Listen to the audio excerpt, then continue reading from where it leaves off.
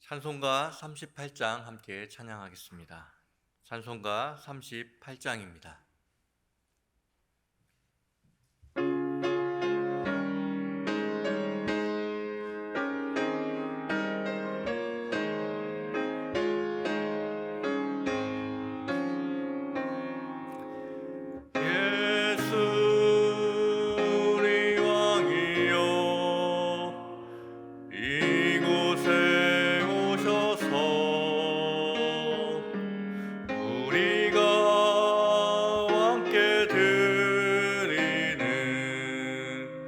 영광을 받아 주소서.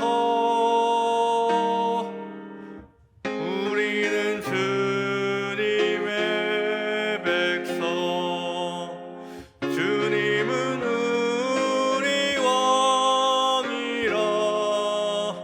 왕이신 예수님 오셔서 자정하사 다스리소서. 예수리 주시여 이곳에 오셔서 우리가 주께 드리는 찬양을 받아 주소서. 우리는 주님의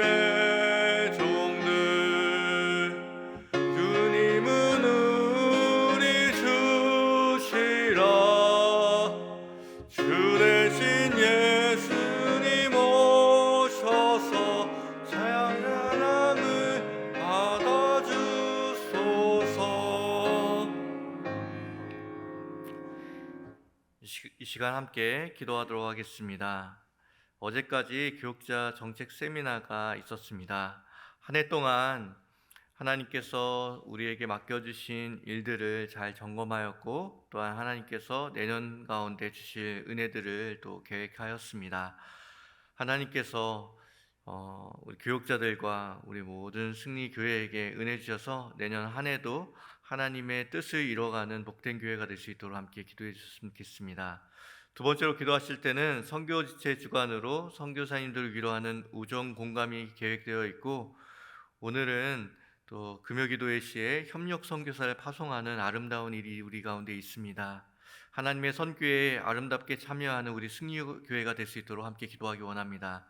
마지막으로 세 번째 기도하실 때는 오늘 금요기도회 위해서 함께 기도하실 때 말씀 전하시는 담임 목사님께 하나님께서 영육간의 강건함 주셔서 은혜의 통로로 귀하게 쓰임받게 하여 주시고, 오늘도 우리 승리교회의 기도의 제단이 주님 앞에 온전히 연락되어지는 귀한 시간이 될 수 있도록 우리 함께 기도하기 원합니다. 함께 기도하겠습니다.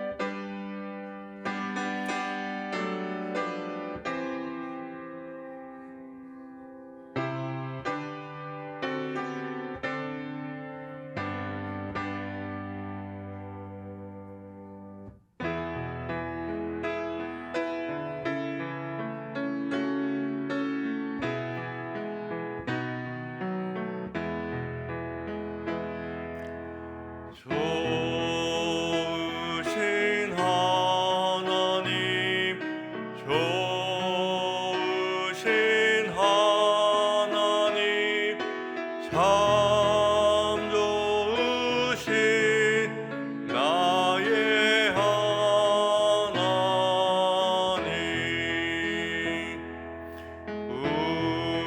우리의 기도를 응답해 주시는 참 좋으신 나의 하나님,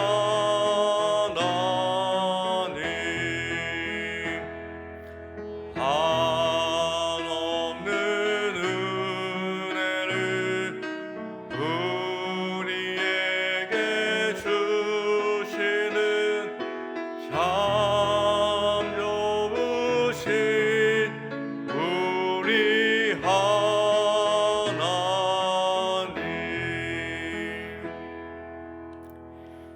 이 새벽에 우리에게 주시는 하나님의 말씀은 열왕기상 6장 37절부터 7장 1절까지의 말씀입니다. 열왕기상 6장 37절부터 7장 1절까지의 말씀입니다. 하나님의 말씀을 교독하여 읽겠습니다. 제가 37절 말씀 먼저 읽겠습니다. 넷째에 11월에 여호와의 성전 기초를 쌓았고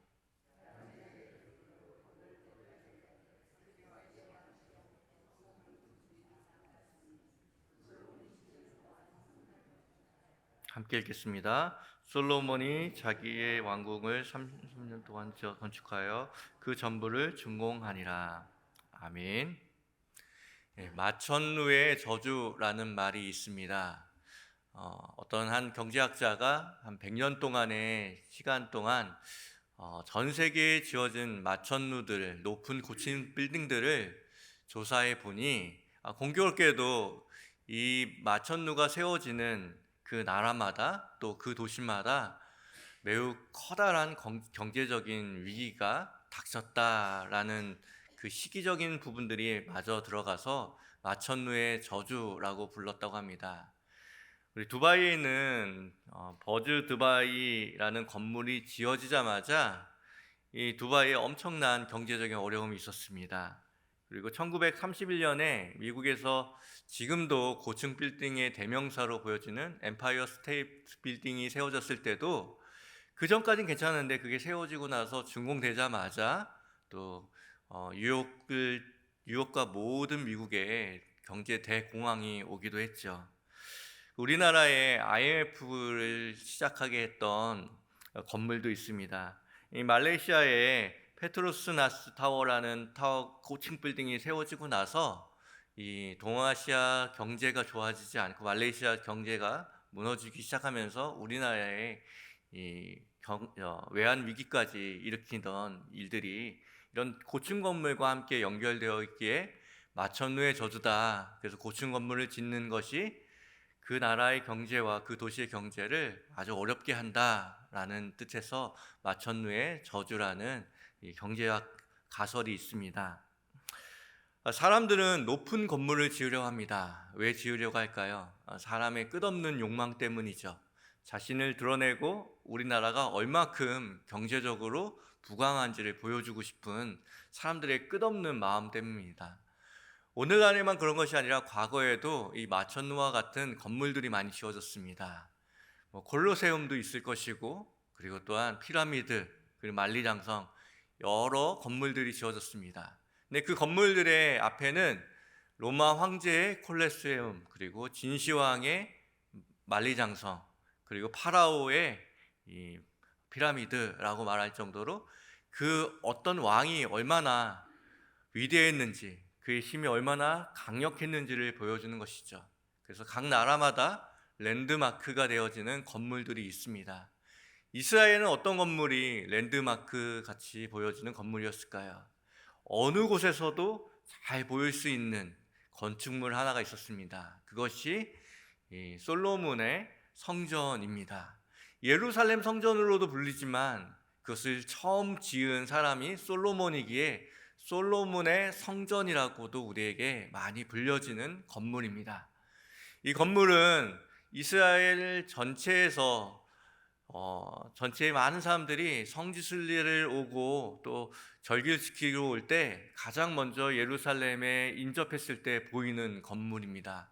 높은 산 위에 지어져 있기도 하고, 그리고 그 당시에 높은 건물이 별로 없었기 때문에 그 건물을 보면 다 왔구나, 예루살렘에 다 도착했구나라고 생각하며 안도했던 성지순례하는 사람들, 성전에 올라가던 사람들의 모습도 생각나게 되는 것 같습니다.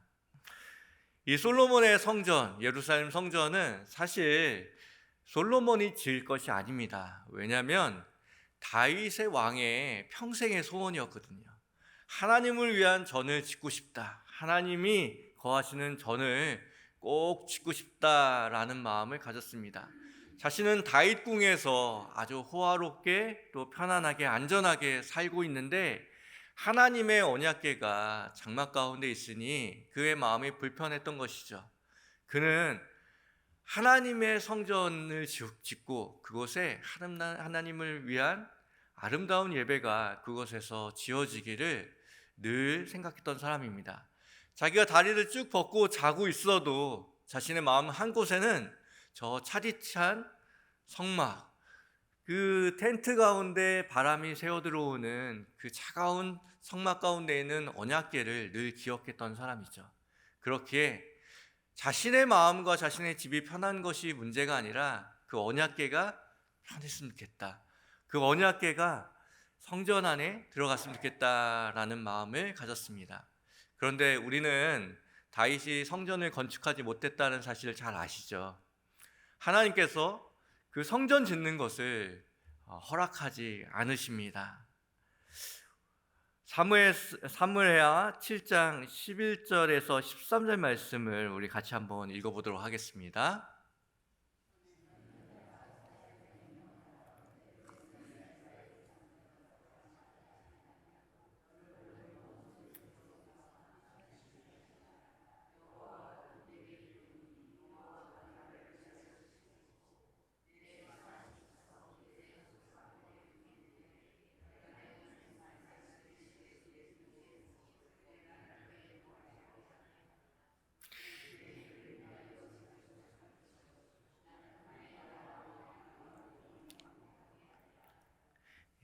오늘 말씀에 보면 성전을 짓겠다라고 간곡하게 요청하고 있는 다윗에게 하나님께서는 여호와가 너를 위하여 집을 짓겠고 라고 말합니다. 이것은 하나님의 마음을 우리에게 보여주시는 것이죠. 괜찮아, 내 집이 중요한 게 아니야. 나는 너의 집을 짓기 원하고 너의 집이 견고해졌으면 좋겠어. 나는 그것을 위해서 열심히 노력할 것이고 나는 다인 너의 집을 지어줄 것이야, 견고케 해줄 것이야 라고 말씀하고 있습니다. 다윗의 아들에게 맡겨진 이 성전을 짓는 일은 어쩌면 다윗의 그 아름다운 마음, 그리고 다윗과 하나님의 그 아름다운 이야기가 이 종지부를 찍고 그리고 완성되어지는 아름다운 이야기를 우리에게 보여주죠. 그런데 문제가 하나 생깁니다. 솔로몬의 태도가, 그리고 솔로몬의 삶을 전반기 후반기로 놓고 보면 이 솔로몬이 성전을 짓기 전의 모습과 그리고 성전을 짓고 나서의 모습이 너무 다르다는 것이죠. 이 아름다운 다윗이 그렇게 소망하고 또 하나님을 위했던 이 성전을 짓는 일이 어떤 일이었기에 솔로몬의 삶이 성전을 짓기 전과 성전을 짓고 나서, 아니 자신의 삶의 문제가 아니라 사람들의 평가조차도 성전을 짓기 전과 성전을 짓고 나서의 평가가 너무 다릅니다. 그 전까지는 지혜로운 왕이었던 그 솔로몬의 여러 가지 재판들과 그 아름다운 이야기들을 칭송했지만 솔로몬이 죽었을 때, 그리고 솔로몬의 그 통치 말년에 이 백성들의 이 원성과 그 또 불평, 불만, 그리고 그 어려움들이 고스란히 이 열왕기에 기록되어 있는 것을 보면서 이 솔로몬의 성전이 이렇게 아름다운 것이고 다윗의 소망인데 왜 이렇게 성전을 짓고 나서 마치 마천루의 저주가 솔로몬에게 임한 것처럼 그의 삶이 왜 이렇게 비탈길로 내려가고 있는가라는 궁금증이 생겼습니다. 왜 그럴까요? 무엇이 그렇게 문제였을까요? 어쩌면 우리는 이 아리송한 문제 가운데 감춰져 있는 한 가지를 우리가 한꺼풀 던져놓고 봐야 할 것 같습니다. 솔로몬은 단순히 성전만을 짓지 않고, 우리는 솔로몬의 성전만을 기억하지만 솔로몬은 성전과 왕궁을 같이 지은 사람이었다는 것을 기억해야 할 필요가 있습니다. 그는 이 성전을 짓는 사람으로 우리에게 너무나도 알려져 있지만, 그때 당시에 많은 이방 사람들, 그 사람들에게는 성전이 아니라 왕궁을 화려하고 멋지게 지었던 사람으로 기억되었을 것입니다. 솔로몬이 지었던 것은 성전과 그리고 왕궁이었습니다. 물론 성전과 왕궁을 함께 짓는다라는 것 자체가 잘못된 일은 아닙니다. 어쩌면 지혜로운 일일 수 있죠. 여기에서 인력이 있는 것을 여기 저쪽으로 인력을 보내고, 그리고 여러 가지 물자를 같이 공용할 수 있다면 경제적으로 또 지을 수 있다라는 장점이 있을 것입니다. 그런데 성경의 이 열왕기상의 기록자인 이 기자가 이것을 그렇게 큰 평가를 가지고 이것을 전하진 않지만, 쭉 읽다 보면 이래서 문제였구나, 이래서 성전과 왕궁을 함께 짓는 것이 문제였구나 라는 것을 우리는 깨닫게 되는 것이죠. 이것이 솔로몬의 매우 깊은 지혜인지 아니면 솔로몬의 얄팍한 꼼수인지를 우리는 다시 한번 생각해 봐야 할 것입니다. 솔로몬은 자신의 재위기간 동안 40년의 재위기간 동안 20년 동안 건축을 했습니다. 자신의 모든 인생을 건축에 쏟아부었다라고 해도 과언이 아니죠.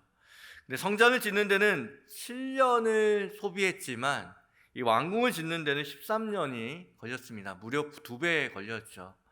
어쩌면 이런 생각을 할 수 있습니다. 성전을 짓는데 많은 물자가 필요했고 많은 인원이 필요했기 때문에 이 뒤에 지어지게 되는 이 왕궁은 조금 여력이 부족해서 늦어진 것이 아닌가라고 생각할 수도 있는데요, 그렇지 않습니다. 열왕기상 6장 2절과 7장 2절 말씀을 한번 같이 보도록 하겠습니다. 함께 읽겠습니다.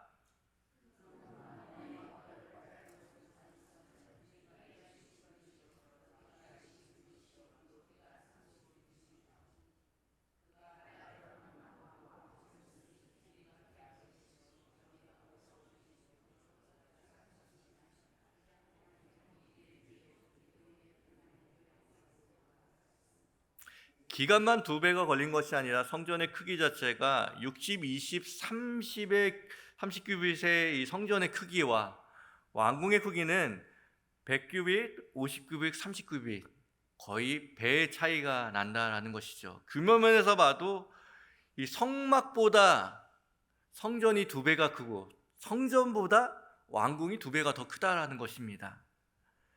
그의 마음에 무엇이 있었는지를 정확하게 이야기하지 않지만 본문을 쭉 보다 보면 그의 마음에 무엇이 있었는지를 발견해 주게 하는 대목입니다.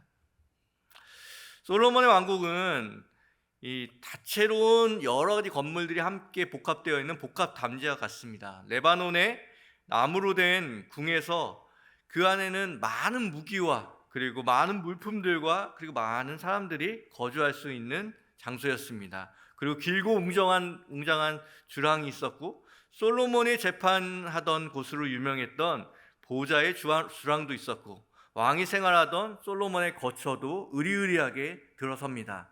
그리고 솔로몬의 아내였던 바로의 딸을 위하여서도 커다란 집을 따로 짓습니다. 그렇게 거대하게 솔로몬의 왕궁을 짓게 되는 것이죠. 우리의 인생은 사형리에서도 보듯이 우리의 인생의 보좌, 그 왕궁에서 우리가 그것에 앉을 것인지, 아니면 하나님을 그 왕자에, 그 왕궁에 앉을 것인지를 결정하는 싸움인 것이죠. 신앙생활은 나의 왕궁을 만드는, 나의 보좌를 만드는 과정의 시간이 아니라 하나님의 성전을 지어가고 그 왕자에 하나님을 앉히는 일일 것입니다. 그 싸움이 우리에게 계속 있는 것이죠. 왕궁을 지을 것인가? 아니면 성전을 지을 것인가? 그 왕자에 내가 앉을 것인가? 하나님을 앉게끔 할 것인가? 그 싸움의 연속인 것입니다. 우리도 솔로몬인처럼 성전을 짓는데 왕궁을 지은 것처럼 보였지만 실제로 그 본문을 자세히 보면 반대로 자신의 왕궁을 짓는데 성전을 끼워놓은 것처럼 보여지는 행위를 할 때도 우리에게 있다라는 것이죠. 혹 내 삶의 성공을 위해서 복받는 인생을 받는 방도를 찾는 그 방법으로 우리 신앙생활을 하고 있지 않는지 우리 스스로를 다시 한번 깊게 들어봐야 될 필요가 있다는 것입니다. 성전은 이스라엘의 흥망성쇠와 함께 세워졌다가 무너졌다가를 반복하였습니다. 오늘 살펴보는 것과 같이 첫 번째 성전은 솔로몬의 성전입니다. 그리고 바벨론의 포로에 붙여갔다가 다시 돌아온 사람들이 스룹바벨의 성전을 다시 짓습니다. 그리고 또 무너지죠. 그리고 세 번째로 지었던 이 성전이 우리가 예수님 시대의 배경이 되고 있는 이 헤롯의 성전입니다. 헤롯의 성전을 보면 이 성전을 짓는 사람과 자신의 왕궁을 짓는 사람의 모습을 극명하게 우리에게 보여줍니다. 헤롯은 이둠의 출신이라는 이 출신의 한계를 갖고 있었습니다. 근데 그 한계를 가지고 이스라엘 백성들을 다스리려다 보니까 그들의 환심이 필요했죠. 자신의 왕권을 강화하기 위해서 환심을 좀 사기를 원했습니다. 그래서 그는 뛰어난 자신의 재능이었던 이 성전 건축하는 기술을 가지고 의리의리한 또 성전을 짓게 됩니다. 그리고 성전을 짓고 나서 많은 사람들의 환심을 사게 되죠. 근데 그가 지은 것이 성전이었을까요? 아닙니다. 오히려 그는 자신의 왕권과 왕궁을 위하여서 성전을 지었던 사람인 것이죠. 솔로몬과 동일하게 성전을 짓는 것처럼 보여지지만, 성전이 우뚝 쓰는 것처럼 보여지지만 그거보다 더 우뚝 쓰기 원했던 것은 자신의 삶과 성공이었다라는 것을 우리에게 보여줍니다. 여러분의 삶은 어떤가요? 내가 예배를 드리고 하나님을 위해서 살아간다고 생각하고 하나님의 성전으로 세워져 간다라고 생각하고 있지만 어느 순간에 나의 왕궁을 짓고 나의 보좌를 짓고 있는 삶을 살고 있지 않은지를 살펴봐야 합니다. 참 안타깝게도 가장 위험한 일은 우리가 그토록 가장 중요하게 생각하는, 하나님과의 가장 중요하게 생각하는 예배와 그 성전 안에서 그 엄청난 비극이 일어난다는 사실을 우리는 너무나 잘 알지 않습니까? 가인과 아벨의 첫 번째 인류의 첫 번째 살인도 예배의 문제 때문에 생기게 됩니다. 그 마음의 중심을 지키지 못했던 그 예배의 문제 때문에 생기기 시작하는 것이죠.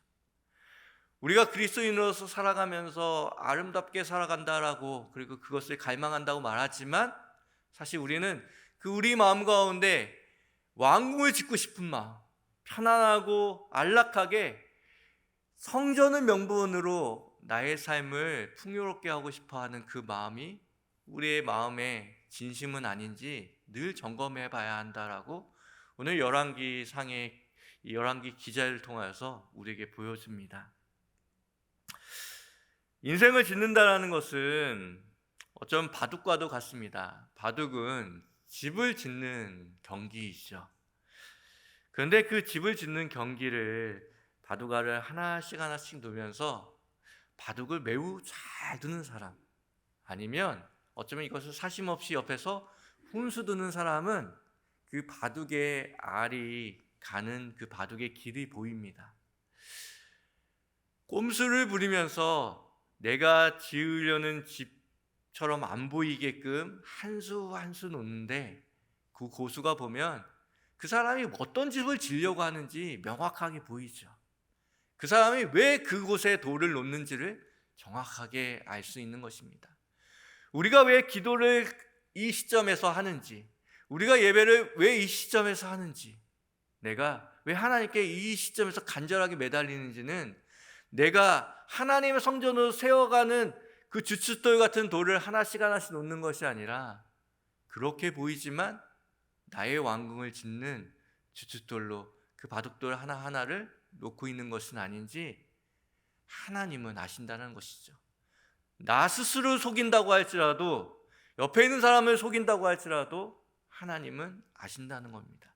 내가 봉사하는 오늘의 이유, 내가 오늘 예배하는 오늘의 이유, 내가 오늘 기도하는 오늘의 이유를 하나씩 하나씩 주님은 오늘 열왕기 상의 이 말씀을 통하여서 우리에게 복귀하게 하시는 것입니다.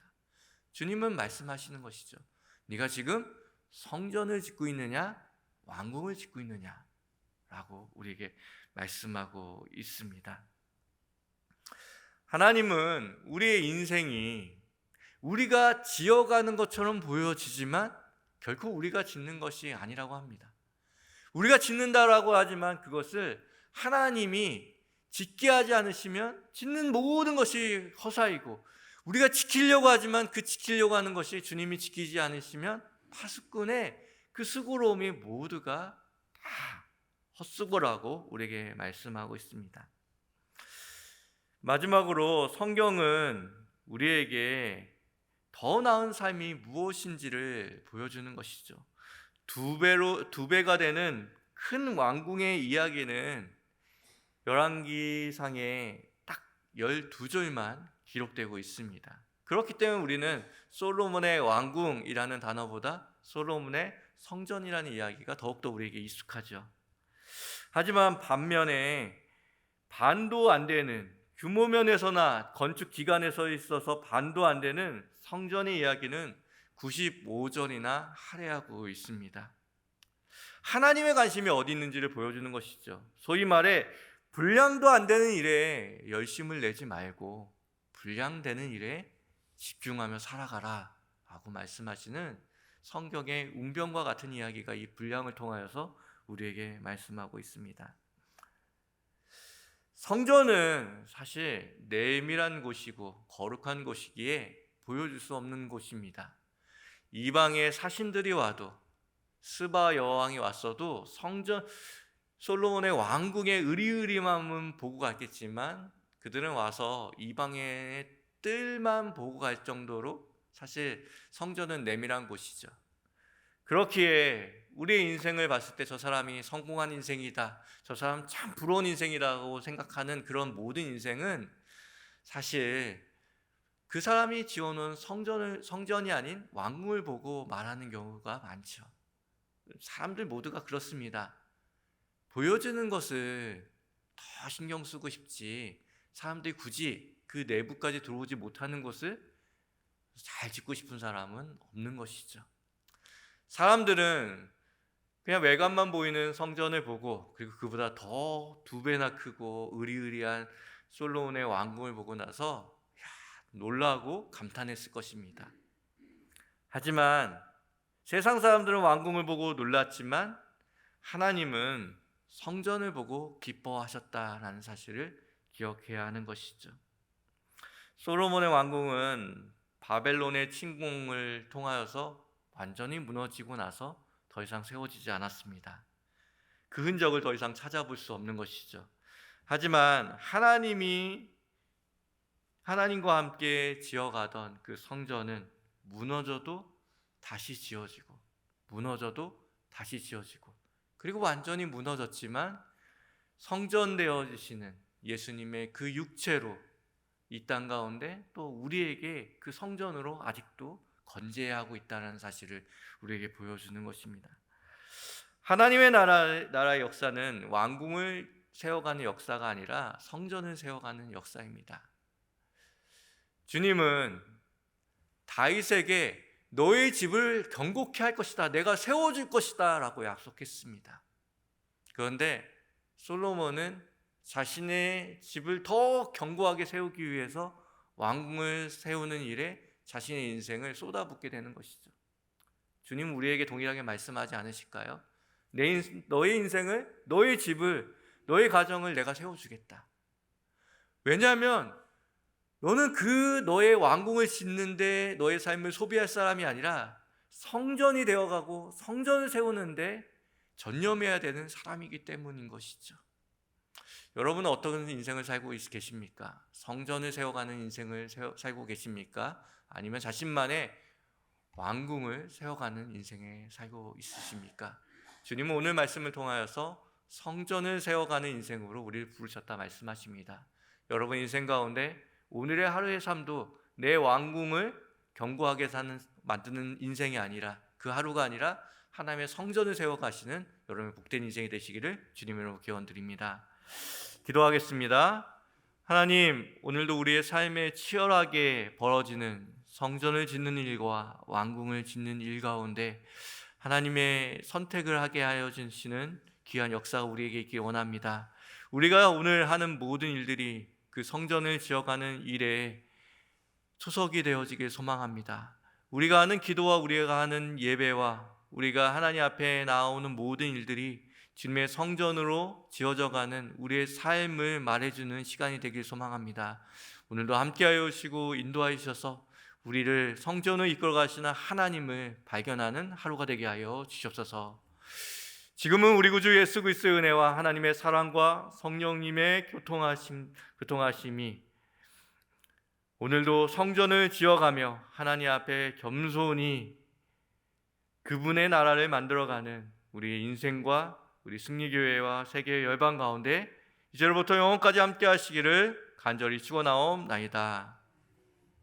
우리 들은 말씀 위해서 한 가지만 기도하겠습니다. 나의 왕궁이 아닌 내 안에 하나님의 성전을 아름답게 지어가는 하루가 될 수 있도록, 그런 복된 삶을 선택하는 복된 선도가 될 수 있도록 기도하여 주시고, 더불어 가지고 오신 개인의 기도 제목을 놓고 함께 기도하겠습니다.